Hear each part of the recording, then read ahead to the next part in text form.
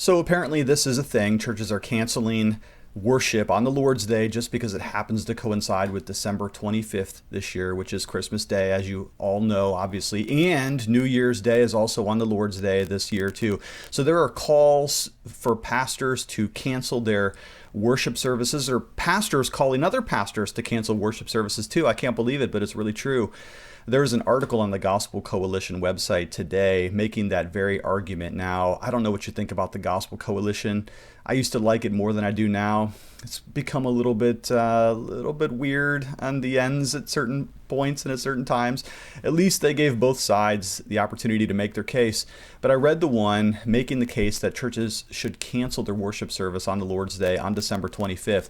And I got to tell you, it was theology light. There was not really any theological reason or justification for doing so. The entire argument was built on the premise of practicality. The article says by the author, and I don't even know the author, so I'm not, no ad hominems here. I don't even know who it is. Forgot the name, didn't even notice really. He says, we're a church plant, we're inner city, we'd have to set up all the chairs, and that's going to require volunteers, and plus our people go out of town anyway. So I'm thinking to myself, okay, well, if your people go out of town anyway and attendance is light, you don't have to set up a whole lot of chairs then, do you?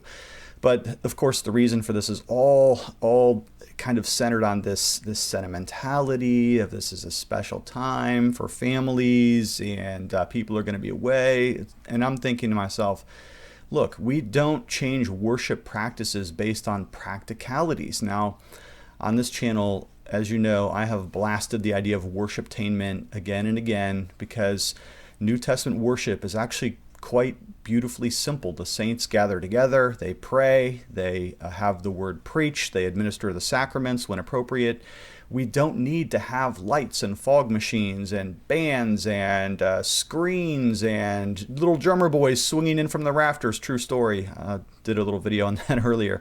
There's another tweet from another guy. Again, I don't even know the guy. Don't even know who it is. This is not an ad hominem. Okay, I don't get on my channel here and blast individuals. I don't say this guy's a troglodyte and this guy's got hobbit feet or whatever. I don't do that. But I do sometimes disagree with ideas and with practices. We're allowed to do that as Christians. We're allowed to disagree with each other's reasoning from time to time, aren't we, without bashing them? Yes, it's true. And this particular pastor, he says that pastors ought to cancel services on the Lord's Day, December 25th, as well as New Year's Day, because staff need time off. They're overworked. And look, I concede the point. Yes, churches do have a lot of volunteers that work very hard because they love the Lord. And if your staff need particular time off, I totally get it. But take a few program days off during the month of December, maybe even into January a little bit. Churches today, we over-programmatize our people sometimes, and they grind their fingers to the bone trying to keep up with all the things that we offer them, all of the studies and all of the groups and all of the midweeks. I totally get it. People need a break. But it's the Lord's Day.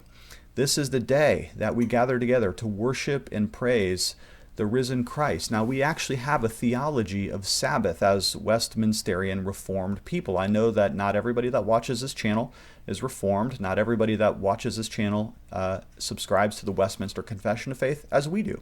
But in the Westminster Confession of Faith, there's a very strong theology that the first day of the week is the Christian Sabbath, which is to be set apart for the worshiping of God as part of our Christian obedience to the fourth commandment, to remember that one day in seven, setting it apart to honor and to glorify God. Now, we could do a whole nother video on seventh day versus first day. The Westminster Confession of Faith, by the way, teaches, if you're interested, that the Sabbath was the seventh day from the creation of the world to the resurrection of Christ, and thereafter, the first day of the week because of the resurrection, new creation motif here, resurrection motif, that is to be the day of gathered worship for the saints of God. In fact, that's exactly what we see in the New Testament.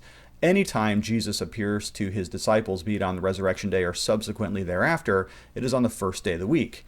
Paul teaches the same principle in his Corinthian letter. He assumes that the Corinthians are gathering on the first day of the week to worship. Therefore, he says in chapter 16 of the first letter, to set apart your tithes and offerings on that day. John says he was in the Spirit on the Lord's Day in the book of Revelation. Not only that, but when Christians did bring the message of the gospel to the Jewish synagogues on the seventh day, they got beaten, they got killed, and they got kicked out. So there are reasons why we worship on the first day of the week. We do not choose Sundays arbitrarily because it's the most convenient day of the week for us. We don't worship on the Lord's Day or Sunday simply because there's less soccer practices or my job closes at 6 p.m. on Friday nights. That's not why we worship on Sunday mornings. There's a theological principle for why we worship on Sundays, even why we gather early in the morning. If you read some of the early Christian writers, they're talking about gathering early on the morning because of the resurrection of Jesus. So there's a strong connection there. So it is entirely anomalous, I tell you, throughout Christian history to simply cancel Lord's Day worship for practical reasons or reasons of convenience. I'll tell you this, if our family time has so encroached that we no longer have time for the worship of the true and living God, we might want to rethink what family time is and means, because the best family time there is when mom and dad and kids, and if available, grandparents and aunts and uncles gather together in the church to give thanks and praise to the Lord God. There is no sweeter and better family time than that. So not only have we lost our theology of worship and our theology of the Lord's Day, but I got to tell you this, and please hit me up in the comments if I'm wrong. If you cancel worship on Christmas, on the Lord's Day, because it happens to fall on Christmas, then don't ever tell me again that Jesus is the reason for the season, because you have forfeited that argument. And the moment that you stop acknowledging that Jesus is the very center and heart for everything we do this time of year as we celebrate the incarnation of Jesus Christ, you've lost the plot. You have entirely lost the plot. So you can't say anymore Jesus is the reason for the season if, in fact, you are not going to exalt his name high enough to even merit gathering together, be it inconvenient, be it impractical, whatever else you may say. You have forfeited that argument. And I think then you've conceded essentially that whatever you think Christmas is now merely a secular tradition, a sentimental tradition. I should probably do another whole video on the Reformed view of days, but let's keep it short and simple right here. The day that we celebrate is the Lord's Day, Resurrection Day.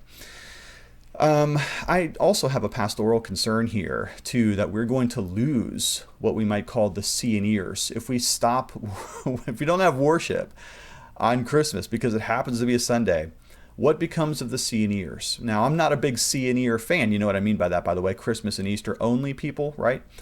I think that's a terrible way to try to follow Christ, only worshiping him twice a year. No, not good.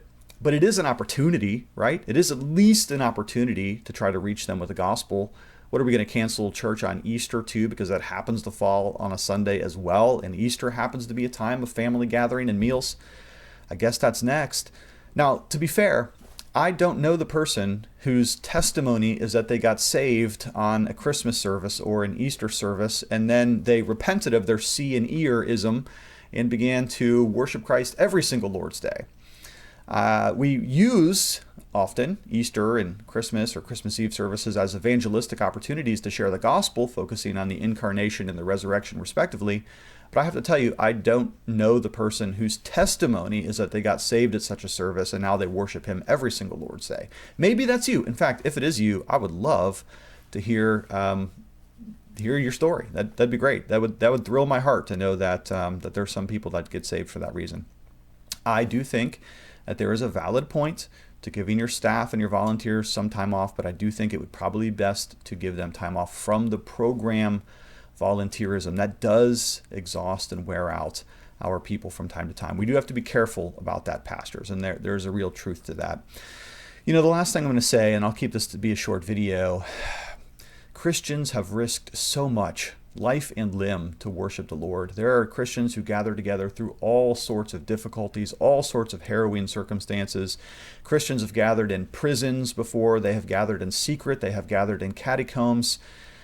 To me, it is just exceedingly lame to say that we ought not to gather on Resurrection Day because it's simply impractical or other priorities are now consuming our hearts and our time.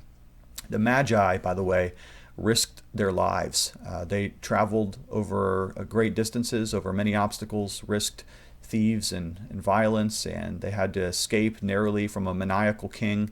And yet they came to the Lord and they gave him what they had. They did not bring lights and fog machines and face-melting guitar solos and big screens. They did not bring him worshiptainment. They brought him things that best conveyed their heart of adoration and worship. I suggest that we do that very thing this coming Lord's Day, though it happens to fall on December 25th and New Year's Day as well.